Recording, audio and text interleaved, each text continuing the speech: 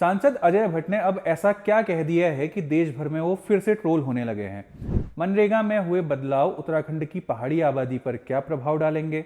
उत्तराखंड के अधिकारी राज्य में ऐसा क्या कर रहे हैं कि राज्य की राजधानी में कभी सत्ता पार्टी के विधायक आपस में भिड़ रहे हैं तो कभी कैबिनेट मंत्री को एईजेई से 4-4 घंटे बहस करनी पड़ रही है।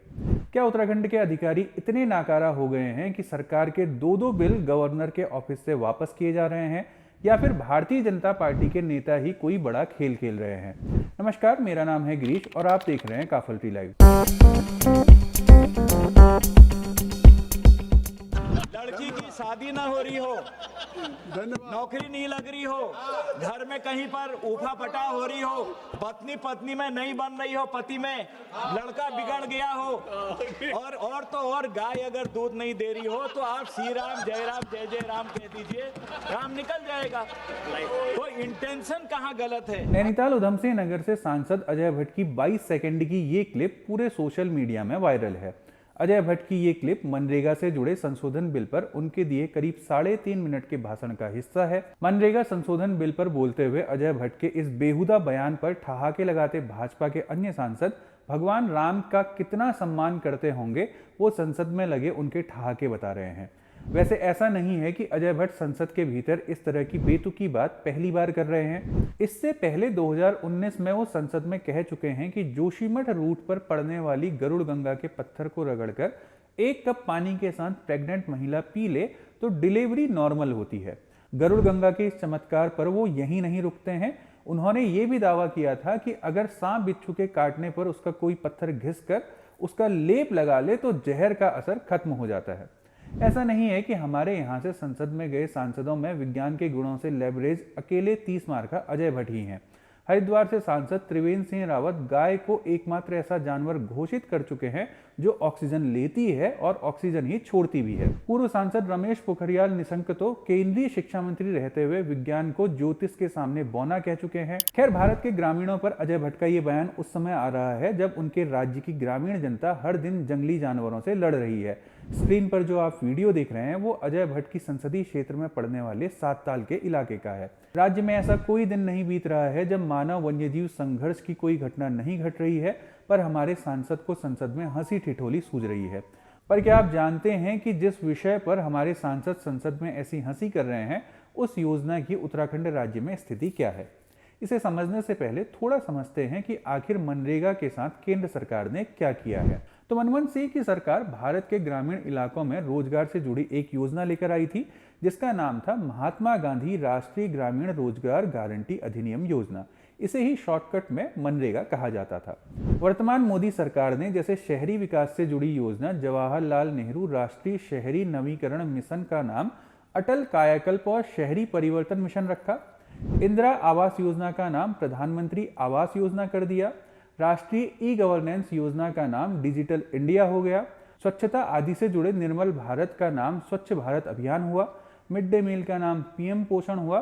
ठीक वैसे ही मनरेगा का नाम हो गया है VBG रामजी, यानी विकसित भारत रोजगार और आजीविका के लिए गारंटी मिशन ग्रामीण।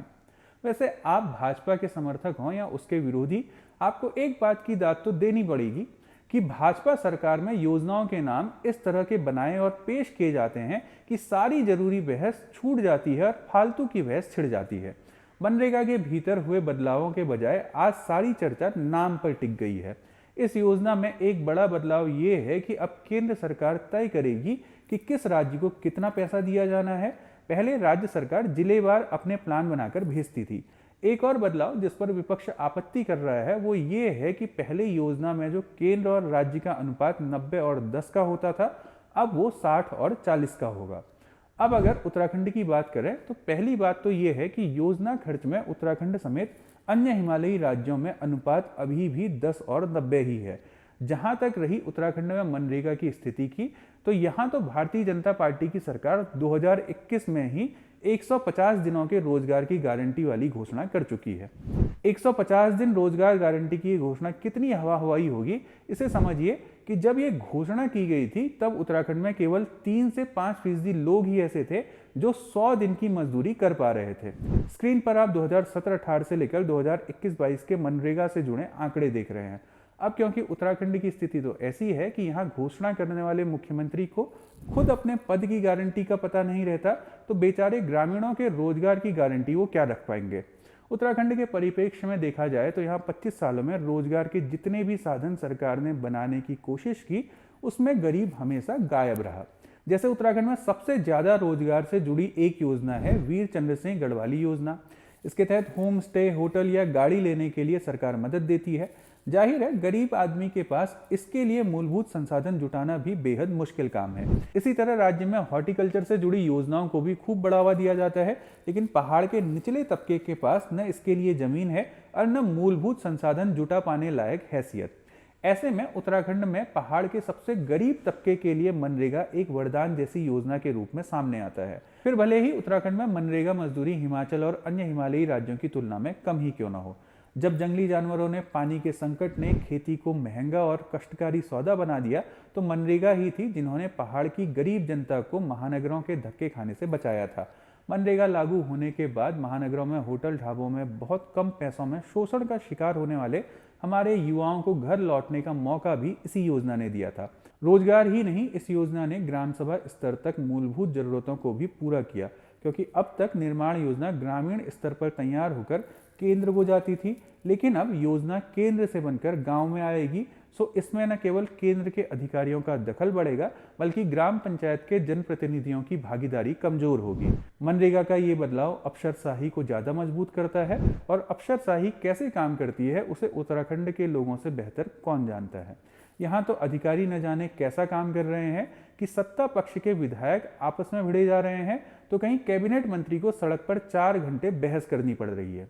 अब ये अधिकारियों की दबंगई है या भाजपा नेताओं की कमजोरी, ये एक चर्चा का विषय है। इस हफ्ते राज्य की राजधानी देहरादून से 2 ऐसी घटनाएं सामने आई जिसमें उत्तराखंड के अधिकारियों की कार्यस्तानी पर सभी दंग रह गए। पहले मामले में गढ़ी कैंट डाकरा क्षेत्र में सिंचाई विभाग के अधिकारी अतिक्रमण हटाने के लिए आते हैं, जहां उनका सामना कैबिनेट मंत्री गणेश जोशी से होता है। दोनों पक्षों के बीच सवाल जवाब होते हैं और अतिक्रमण की कार्रवाई का विरोध कर रहे कैबिनेट मंत्री 4 घंटे तक जुटे दिखते हैं। दूसरा मामला भी राजधानी देहरादून का ही है, जहां भारतीय जनता पार्टी के ही 2 विधायक एक पुल निर्माण को लेकर आपस में भिड़ते नजर आ रहे हैं। पीडब्ल्यूडी के अधिकारियों ने ऐसी महिमा रची है कि एक विधायक को अधिकारी सही लग रहे हैं तो दूसरे को पीडब्ल्यूडी के अधिकारी लापरवाह लगते हैं। अधिकारियों का ये टालमटोल रवैया विभागीय स्तर पर ही नहीं है, बल्कि सचिवालय स्तर पर भी ये नजर आता है। अब आप जानते ही हैं कि उत्तराखंड भाजपा कितनी शिद्दत से समान नागरिक संहिता कानून और जबरन धर्मांतरण पर रोक लगाने वाले कानून को राज्य में लागू करवाना चाहती है, लेकिन गवर्नर ऑफिस से उसे ये कहकर लौटा दिया जा रहा है कि इसमें लिपिक गलतियां हैं। अब ये लिपिक गलतियां हैं या फिर भाजपा कोई खेल खेल रही है, ये समझने वाली बात है। राज्य भर में इस राजनीति पर चर्चा अधिक है कि भाजपा ने 2027 के विधानसभा चुनाव की तैयारी में शतरंज की चालें चलना शुरू कर दिया है। माना जा रहा है कि गवर्नर हाउस से दोनों बिलों का वापस आना इसी का एक हिस्सा है। इसे थोड़ा समझते हैं। भारतीय राजनीति में गवर्नर केंद्र के एजेंट माने जाते हैं, और जब केंद्र और राज्य दोनों में एक ही पार्टी की सरकार हो तो ये एजेंट एक किस्म की रबर स्टाम्प का रूप ले लेता है। उत्तराखंड के वर्तमान गवर्नर की न तो ऐसी पृष्ठभूमि है, न ही ऐसी छवि है कि वो किसी तरह की टकराहट राज्य कैबिनेट के साथ मोल लेंगे। ऐसे में सीधा अनुमान यही लगाया जा रहा है कि गवर्नर वही कर रहे हैं जो भाजपा सरकार उनसे करने को कह रही है। दरअसल उत्तराखंड राजनीति को करीब से जानने वाले लोगों का मानना है कि भाजपा चाहती है कि जबरन धर्मांतरण से जुड़ा कानून और समान नागरिक संहिता कानून 2027 के चुनाव से जितना नजदीक हो सके उतना नजदीक लागू करवाया जाए, ताकि जनता के दिमाग में ये चुनाव के समय असर बनाए रखे। अब सवाल ये है कि भाजपा ऐसा कैसे करेगी। तो फिलहाल अगर भाजपा इन 2 विधेयकों को किसी तरह फरवरी के बजट सत्र तक रोक लेती है और उसके बाद इन विधेयकों को अध्यादेश लाकर लागू करती है, तो उसे अगले 6 महीने में इसे विधानसभा से पारित करवाना होगा। तो इस तरह 2026 में भाजपा के पास इस मुद्दे को हवा में उड़ाने का भरपूर मौका मिलेगा। भाजपा के लिए इन दोनों मुद्दों को जिंदा रखना इसलिए भी जरूरी है क्योंकि वो लगातार उत्तराखंड में डेमोग्राफिक चेंज की बात करती है, लेकिन कभी कोई ऑफिशियल डाटा सामने नहीं लाती है। कानून लागू होगा तो सभी के सामने एक ऑफिशियल डाटा होगा। 10 साल सरकार में रहने पर भाजपा ने बार बार डेमोग्राफिक चेंज की बात कही है, लेकिन वो कभी स्पष्ट नहीं बताती है कि उसके डेमोग्राफिक चेंज का सही मतलब क्या है। सरकार डेमोग्राफिक चेंज पर केवल घोषणा या पॉलिटिकल बयानबाजी करती है, लेकिन कोई आंकड़े सामने नहीं रखती है। जैसे पिछले साल सरकार ने उत्तराखंड के सभी जिलों के एसएसपी को डेमोग्राफिक चेंज पर रिपोर्ट देने के लिए कहा था। इस आदेश के महीने भर तक खूब बयानबाजी हुई और अखबारबाजी हुई, लेकिन रिपोर्ट का क्या हुआ आज तक किसी को नहीं पता है। इससे पहले 2021 में सभी डीएम और एसएसपी तलब किए गए थे, तब उनको भी रिपोर्ट सौंपने को कहा गया था। इस साल भी सरकार ने एक बार फिर पिछले 10 सालों के दस्तावेजों की जांच के आदेश दिए हैं, पर सवाल ये है कि पिछले 10 सालों में केंद्र और राज्य दोनों जगह भाजपा की सरकार है, फिर क्या जांच भाजपा के कार्यकाल में बने दस्तावेजों की हो रही है? अगर ये सही है तो इसका मतलब ये है कि सरकार खुद को ही दोषी भी मानती है। खैर, विधेयकों में हो रही लेट लतीफी और भाजपा के खेल का ये आरोप हवा हवाई नहीं लगता है, क्योंकि आप भाजपा की कार्यशैली देखेंगे तो उत्तराखंड भाजपा 2027 के चुनाव की तैयारी में लग चुकी है। प्री एसआईआर हो या एक साल पहले से चुनाव के कैलेंडर के बीच अर्धकुंभ की तारीखों की घोषणा, सभी को भाजपा की 2027 की तैयारी से जोड़कर देखा जा सकता है। बाकी अगर ये बात सच है कि अधिकारी एक विधेयक तक ड्राफ्ट नहीं कर पा रहे हैं, तो फिर भैया गई भैंस पानी में।